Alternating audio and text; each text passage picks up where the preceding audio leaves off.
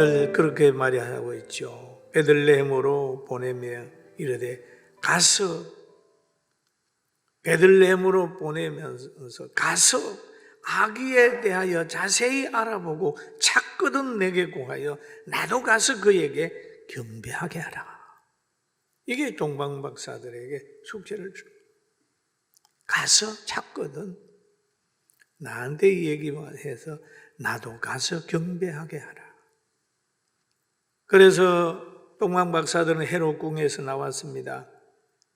박사들이 왕의 말을 듣고 갈새 동방에서 보던 그 별이 문득 앞에 인도하여, 한번 따라합시다. 문득 앞서 인도하여. 문득 앞서 인도하여. 인도했어요.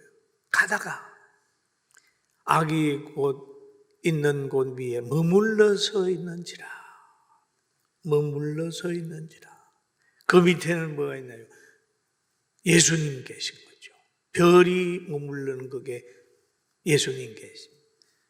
요즘에 성탄절이 되게 되면 여러 곳에서 추리를 해놓잖아요. 우리는 별이 있어요. 그죠? 다른 백화점에 가면 별은 없어요. 그럼 예수도 없는 거죠. 별 없어. 별이 없다는 것은 예수도 없다는 거예요. 그냥 거기에는 뭐가만 있습니까? 구원의 기쁨도 없고 영원도 없고 영혼의 유익도 없어요. 그러나 거기에는 욕심과 상술과 타락을 부추기는 유혹의 불빛만 있는 거예요. 예수님은 없는데요. 있는 것처럼 하는 거죠. 그런데 이 별은 뭡니까? 하나님의 손에 붙잡혀 있는 거예요. 별은 인도자를 상징하잖아요. 별. 그러니까 하나님의 손에 붙들려 있는 주의 종들 보세요. 모세를 붙들고 있는 하나님. 누가 모세를 해할 수 있었나요? 엘리야를 붙들고 있는 하나님. 누가 엘리야를 해할 수 있나요? 선지자와 사도들로 통해서 우리로 하여금 하나님의 나라로 인도하는 하나님의 말씀을 우리에게 기록해 주었어요. 믿습니까? 아멘. 이게 하나님 말씀이 바로 하나님께서 선지자와 사도들을 통해 기록한 말씀인데 이게 별의 불빛이다. 그렇게 보는 거죠. 그래서 우리 교회도 마찬가지입니다. 굉장히 중요한 거예요. 이 지역에 있는 사람들이 예수님 만나려고 하면 십자가에 있는 교회에 나와서 여러분 하나님의 말씀을 듣고 아멘하고 회개하고 성령 받으면 그게 영광이고 축복이에요. 할렐루야. 그런데 별에 대한 이야기가 성경에 여러 군데 나옵니다. 계시록 1장 20절에 보니까 내가 본 것은 오른손에 7별의 비밀과 또 7금촛대라. 7별은 7교회의 사자요. 7교회의 보내임을 받은 사람이라는 사자요. 7톳대는 7교회니라. 그렇게 얘기를 하면서 그래서 에베소 교회에 대한 이야기를 하는데 2장 1절에 보면 에베소 교회 사자에게 편지하기를 오른손에 있는 7별을 붙잡고. 여러분 말씀을 전하는 기간이 성령의 하나님의 말씀에 붙잡혀 있는 거예요. 하나님의 말씀에 붙잡혀 있는 사람은요 아무도 못 이깁니다.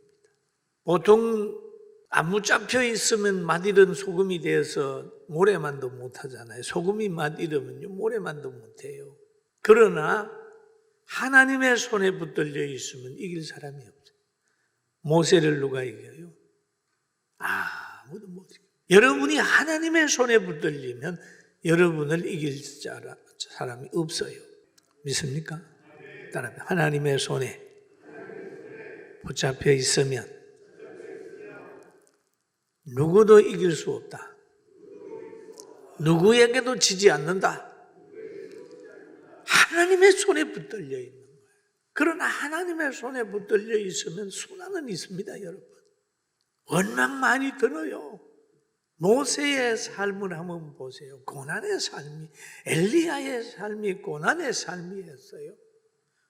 베드로의, 요한의, 야고보의 삶이 고난의 삶이었지만 그들은 의미 있는 고난, 상받는 고난이 예수 믿으면서 박해받고 힘들고 그래도 육신을 거스리도 절대 여러분 망하지 않아요.